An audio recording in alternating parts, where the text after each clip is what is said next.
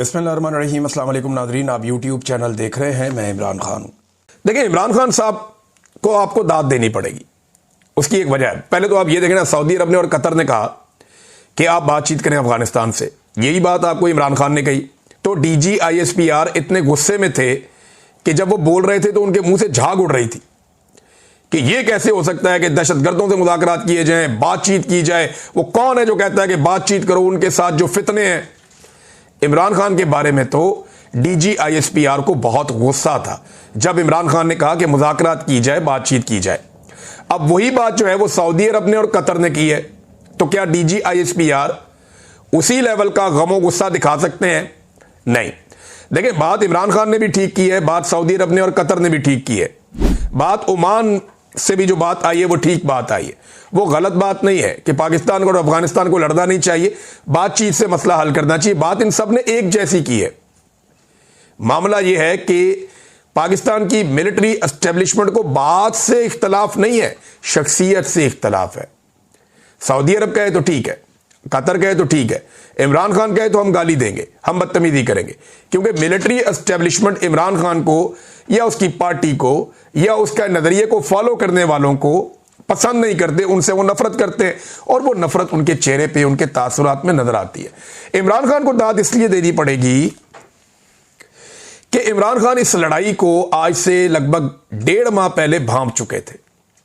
इमरान खान साहब ने पहले से ये बताना शुरू कर दिया था कि पाकिस्तान और अफगानिस्तान के साथ एक नई लड़ाई शुरू करने जा रहा है, और ये पाकिस्तान की मिलिट्री क़यादत पे इमरान खान साहब ने इल्जाम लगाया था और बराह रास्त आसिम मुनीर साहब को कहा था कि ये अमेरिका की या मगरिब की खुशनुदी के लिए यहां अफगानिस्तान के साथ जानबूझकर हालात खराब किए जाएंगे और ये एक नई लड़ाई में झोंका जाएगा। इमरान खान साहब ने कहा था। ये 4-5 जगह पे उनका स्टेटमेंट है। मिसाल के तौर पे 15 सितंबर का आप इमरान खान साहब का ट्वीट उठाकर देखें, उसमें उन्होंने यही सब कुछ बताया था। 17 सितंबर का 2 दिन बाद का आप ट्वीट उठाकर देखें, उसमें भी इमरान खान साहब ने यही कहा, और 24 सितंबर को अगेन इमरान खान साहब ने यही बात कही थी। तो बार बार इमरान खान साहब ये बात दोहरा रहे थे कि ये वक्त आएगा, और हमने देखा कि वो वक्त आया बदकिस्मती से। तो अब पाकिस्तान को यह चाहिए कि कुछ भी करके हालात को नॉर्मलाइज करें, अफगानिस्तान के साथ बैठकर बात करें। अफगानिस्तान की जो हुकूमत है वो भी कह रही है कि बातचीत करने के लिए तैयार है, पाकिस्तान की जानिब से जवाब नहीं आया। तो बैठना चाहिए, बातचीत करनी चाहिए। कुछ बंदे अफगानिस्तान की हुकूमत मांग रही है पाकिस्तान से कि ये दहशतगर्दी करते हैं अफगानिस्तान में, आप ये हमारे हवाले कर दें। इसी तरह कुछ बंदे पाकिस्तान की हुकूमत मांग रही है अफगानिस्तान से कि ये पाकिस्तान में दहशतगर्दी करते हैं, आप ये हमारे हवाले कर दें। तो बिल्कुल ये हो सकता है, क्यों नहीं हो सकता। एक दूसरे के साथ ताउन करें, कबाइलियों को साथ मिलाएं और अपनी अपनी फोर्सेस को मुत्तहिद करें और दहशतगर्दों के लिए जमीन तंग करें, लेकिन एक कंसेंसस के साथ, जैसे इमरान खान साहब ने कहा। लेकिन एस्टेब्लिशमेंट अपने आप को लड़ाई के मोड से तो निकाले। अब वहां पे एक वजीर आला का इंतखाब होना है खैबर पख्तूनख्वा में, उसको रोककर बैठे हुए बिला वजह। वो कहते हैं जी जब तक गवर्नर इस्तीफा मंजूर नहीं करेगा। वो पीपल्स पार्टी ने अपने वजीर आला को नामजद कर दिया, पीपल्स पार्टी ने अपने वजीर आला का नाम दे दिया कि ये हमारा उम्मीदवार है। गवर्नर कह रहे हैं जी अभी तक तो मुझे इस्तीफा ही नहीं मिला। अंदाजा कीजिए आप कि उसी पार्टी का गवर्नर कह रहा है जी मैं इस्तीफा मंजूर नहीं किया अभी तक, पहले कहता मिल गया, मैं देखूंगा, पीर को बताऊंगा। अगर भाई नहीं है तो पीपल्स पार्टी अपना उम्मीदवार क्यों नामजद कर रही है? पीपल्स पार्टी का मौक़िफ़ कोई और है, गवर्नर का मौक़िफ़ कोई और है, और एस्टेब्लिशमेंट के मौक़िफ़ के साथ ऐसा लगता है कि गवर्नर खड़े हैं और इंतजार कर रहे हैं कि क्या फैसला करती है एस्टेब्लिशमेंट। पाकिस्तान तहरीक इंसाफ का इसके ऊपर मौक़िफ़ बहुत इंपॉर्टेंट है जो आया इस सारी सूरत हाल पे। ये जो अफगानिस्तान और पाकिस्तान की हुई, और इन्होंने एक मीटिंग की है और तहरीक तहफ़्फ़ुज़ आईन पाकिस्तान के प्लेटफॉर्म से इन्होंने अपना स्टेटमेंट जारी किया, और इसमें महमूद खान अचकज़ई थे, सलमान अकरम राजा थे, असद कैसर थे, और मुस्तफ़ा नवाज़ खोखर थे, मोहम्मद ज़ुबैर उमर थे, फिर अल्लामा अहमद इकबाल रिजवी और दीगर बहुत सारे लोग इसके अंदर शामिल थे। सबके नाम मैं यहाँ नहीं ले सकता, लेकिन उन्होंने चंद एलामिये के अंदर चीज़ें उन्होंने जारी कर दी हैं। एक, उन्होंने कहा कि पाकिस्तान हमसाया मुल्क अफगानिस्तान के साथ अचानक उभरने वाली सूरत हाल पर बरादर मुल्क सऊदी अरब के मौक़िफ़ की हमायत करता है।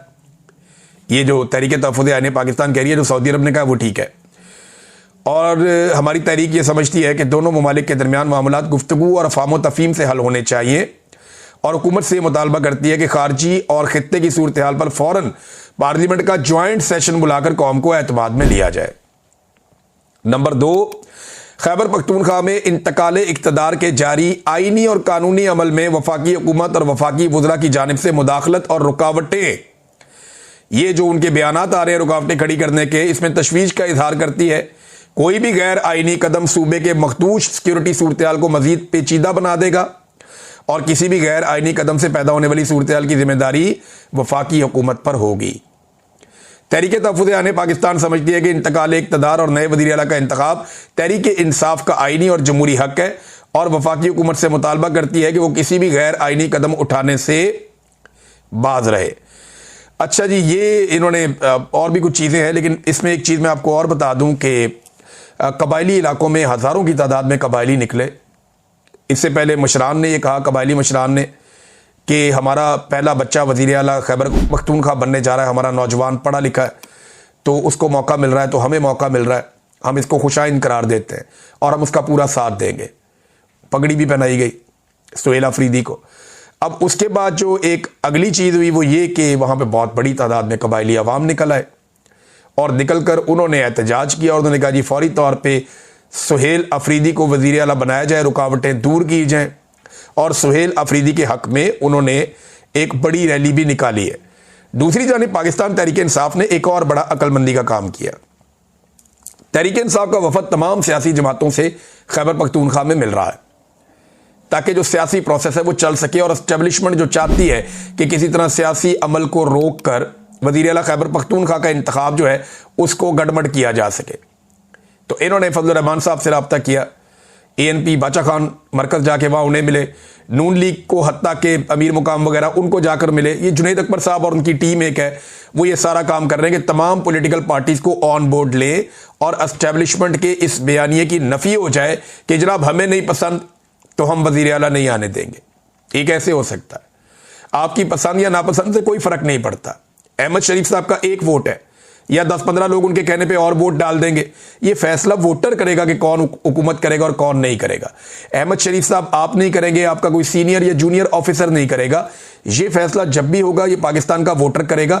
25 करोड़ लोगों की इज्तिमाई शऊर की तौहीन आप नहीं कर सकते चंद लोग एक बंद कमरे में बैठ के कि हम ज्यादा अक्लमंद हैं, ये 25 करोड़ बेवकूफ है। ऐसा नहीं है, ये बहुत सियाणे लोग हैं, बहुत समझदार लोग हैं। इनमें कोई भी रोटी को चोची नहीं कहता, इन्हें पता है कि किसको लाना है और किसको नहीं लाना। लिहाजा बार बार बैंडेड के ऊपर डाका डालना बंद करें। मैं फौज को एक और बात कहना चाहता हूं, मेरे भाई है फौजी, बहुत सारे मेरे रिश्तेदार हैं, दोस्त अहबाब हैं, फौज के अंदर काम करते हैं और वो वहां पे कुर्बानियां भी देते हैं। मेरे बहुत करीबी दोस्त अहबाब जो है वो फौज में शहीद भी हुए हैं, उनके रिश्तेदार भी शहीद हुए हैं और हमने इस दुख को महसूस किया। हमारे जानने वाले दोस्त अहबाब भी शहीद हुए, हमारे सहाफ़ी भी शहीद हुए हैं। अगले वीलॉग में आपको बताऊंगा। अब तक के लिए इतनी, अपना ख्याल रखिएगा, अपने चैनल का भी। अल्लाह हाफ़िज़।